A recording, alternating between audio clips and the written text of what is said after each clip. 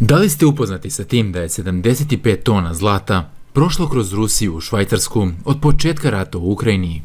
U ovom trenutku taj iznos od 75 tona vredi 5,5 milijardi dolara na otvorenom tržištu i to sve dok je Rusija sankcionisana od strane zemalja Europske unije. A Švajcarska je čak zabranila rusko zlato 2022. godine. Ipak, rusko zlato nastavlja da teče u Švajcarsku i to potpuno legalno. Kako je to moguće? Zašto Švajcarska to ne zaustavlja? Kada obradimo ovu temu i upoznamo vas sa neverovatnim činjenicama, ispostavit će se da sve ono što ste mislili da znate je daleko od realnog. Vidite, neutralnost Švajcarske ponekad može biti kontroverzna i neki bi mogli reći da zemlja nije uvijek šampion etičkog ponašanja, jer Švajcarska možda i nije tako nevina kao što bi većina mogla da pomisli. Uzmimo za primjer ove slike. Prva se zove Kupatilo i stena od Paul Cézanne, a ovo je Sultan od Eduarda Maneta, dok je treća poznata kao improvizacija broj 10 Vasilija Kandinskog. Šta ove tri poznate slike imaju zajedničko? Pa sva tri umetnička dela su pronađena nedavno u Švajcarskoj. U stvari, opljačkali su ih ratni dileri umetničkih dela Nemačke na početku Drugog svjetskog rata i bili su smešteni u ovoj planinskoj zemlji u srcu evropske neutralnosti. Dobrodošli u novi video novog Anonimusa. U nastavku ovog klipa saznaćete svašta nešto novo, a o čemu vam malo ko priča danas, zato ostavite like i prijavite se na moj kanal za još ovakvog ili sličnog sadržaja. Počevši od 1937. godine, nemačke snage su počele da prikupljaju umetnička dela iz zajednica koje su osvajali pod izgovorom da predstavljaju degenerativnu umetnost, a zatim su ih bezbedno skrivali iza švajcarskih granica. Plan je bio da se na kraju rata organizuje masovna javna aukcija u Švajcarskoj.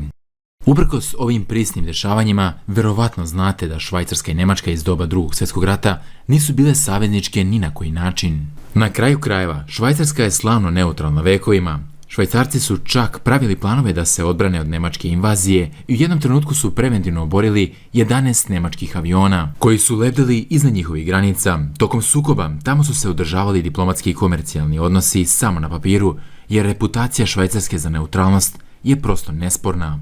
U stvari, nisu ulazili ni u jedan međunarodni sukob od 1815. godine, a radikalna neutralnost je njihova zvanična politika od 1907. Kao što je svima poznato, Švajcarci nisu deo NATO-a, niti bilo koje druge vojne alijanse, pa tako nisu ni članice Europske unije.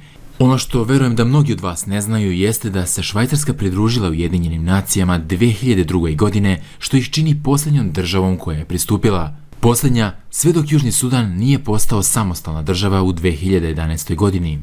Čak i sad, nakon što se Švajcarska pridružila sankcijama Zapada protiv Rusije zbog invazije na Ukrajinu, na zvaničnim web stranicama švajcarske vlade se ističe da usvajanje sankcija Europske unije od strane države Švajcarske ni na koji način ne menja njenu neutralnost. Švajcarska po zakonu ne može da prodaje oružje zemljama u tekućim sukobima, niti da dozvoli stranim vojskama pravo da koriste švajcarsko tlo ili vazduhoplovstvo. Švajcarski parlament je nedavno izglasao rezoluciju kojom se sprečava da sama zemlja uvodi međunarodne sankcije ili da se čak pridruži sankcijama koje su uvele druge zemlje.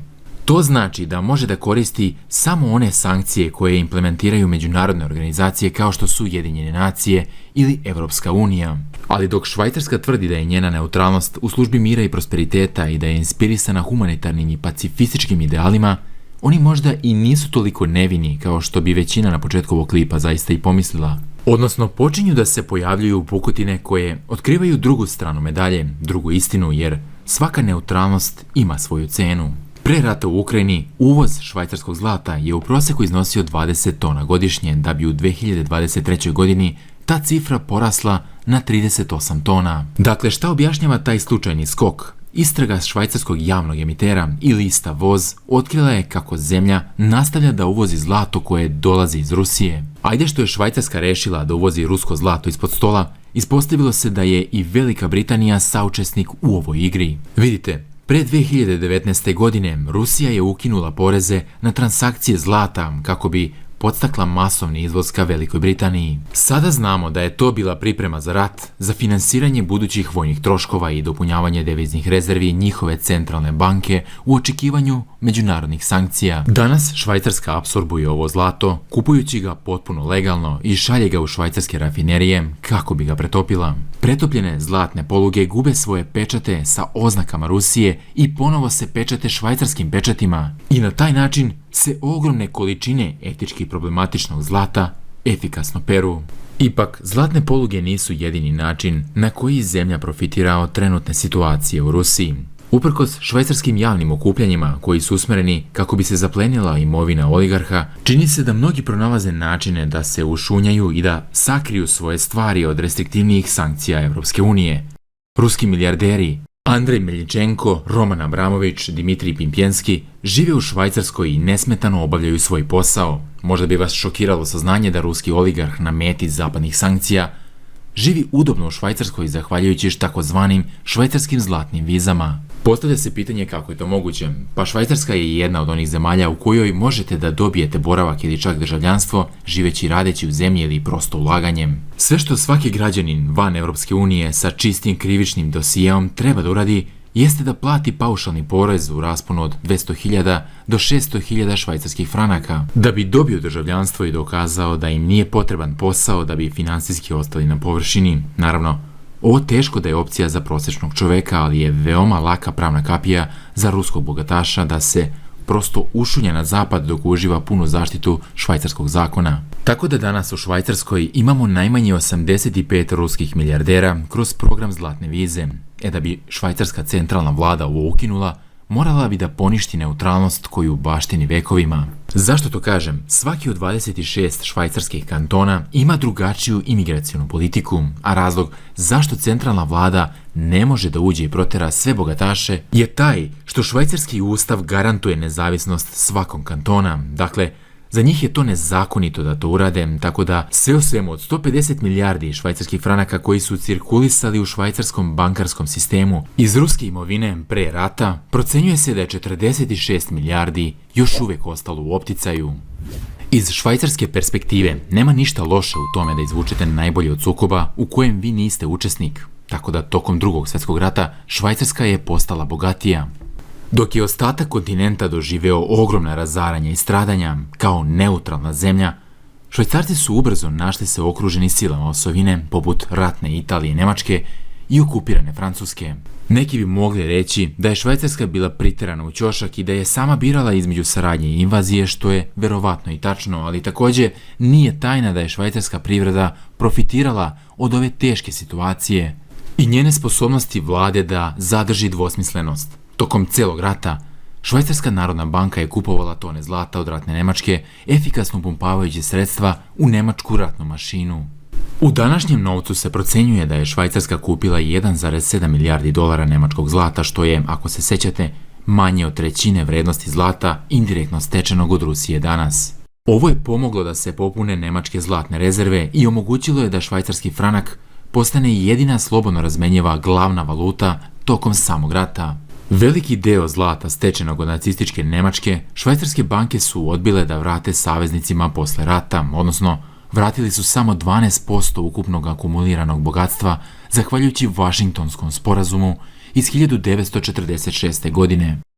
Ono što je danas drugačije je to što Švajcarci ne nastavljaju da kupuju zlato od Rusije, oni samo kupuju predratno rusko zlato iz Velike Britanije. Moglo bi se reći da je engleski novac bio taj koji je efektivno finansirao rat u Ukrajini, dok Švajcarska samo profitira od toga vraćajući ga Britaniji. Ali ovdje nije kraj, a vi slobodno lupite like i prijavite se na moj kanal ukoliko volite ovakve teme. Istraživanja iz 2005. godine otkrila su da se uprkos zvaničnoj osudi režima rasističkog apartheida od 1963. do 1968. godine trgovina između švajcarskih i južnoafričkih kompanija nastavila je da cveta do kraja hladnog rata. I stvari ovdje postaju još zanimljivije jer počevši od 70. godina Švajcarci su efikasno izvozili visoko osjetljivu tehnologiju tadašnjem južnoafričkom režimu koji je aktivno podržavao izgradnju svojih 6 nuklearnih bombi. U poslovima koje su zvanično sklopile privatne kompanije, ali zapravo podržane od strane švajcarskih tajnih službi. Danas se čini da su tajne misije koje se kriju iza nesuđenih maski švajcarskih kompanija i dalje aktivna taktika švajcarske obaveštajne službe. U 2018. godini Crypto AG u pitanju je firma za šifrovanje komunikacija koja se nalazila u srcu Švajcarske, a navodno je prodala opremu za kodiranje zemljama uključujući Iranu, Indiji i Pakistanu sa modifikacijom da bi omogućila CIA i nemačkim tajnim službama da razbiju šifrovane komunikacije ovih ciljnih država. Vojna neutralnost je posebna priča. Vidite, prema švajcarskoj politici neutralnosti, Švajcarskoj je dozvoljeno da prodaje oružje i vojna vozila bilo kojoj zemlji pod uslovom da zemlja nije uključena u bilo kakve otvorene sukobe. Uprkos tome, švajcarski parlament je prošle godine stavio veto na predloženo očekivanje od politike neutralnosti, što je omogućilo Nemačkoj da reeksportuje švajcarsku municiju i borbene tenkove u Ukrajinu. Vlada je ovo lako zaobišla tako što je prodala 25 tenkova Nemačkoj da bi zvanično zamenila one koje su ranije slali u Ukrajinu. Još 2015. godine Švajcarska je efektivno prodala rezervne delove borbenih aviona i borbenih tenkova kao i sisteme protivvazdušne odbrane Saudijskoj Arabiji, Egiptu, Bahreinu i Ujedinjenim Arapskim Emiratima. I to uprkos činjenici da su svi oni bili uključeni u rat u Jemenu. Na isti način 2003. godine Švajcarska je dozvolila američkim vojnim snagama da uđu u švajcarski vazdušni prostor, zvanično za humanitarne medicinske letove, iako je prava istina da olakša nadzorne misije nad Irakom u pripremi za predstojeću invaziju na zemlju. Za kraj, da stavimo stvari u retrospektivu, 2020. godine švajcarske kompanije izvoze vojnu robu u vrednosti od oko $965 miliona, što Švajcarsku čini 7. najvećim izvoznikom oružja, a što je poprilično impresivno za zemlju od samo 9 miliona stanovnika. I to bi bilo to što se tiče današnje teme. Nadam se da vam se dopada ista i da ćete u znak podrške lajkovati ovaj video i prijaviti se na moj kanal. U opisu ovog videa imate linkove mojih društvenih profila gdje me možete slobodno zapratiti, kao i sam Telegram nalog, a meni ne preostaje ništa drugo nego da vam se zahvalim svima na pažnji, pa se vidimo uskoro sa nekom novom pričom. Vaš Novi Anonimus. Ćao.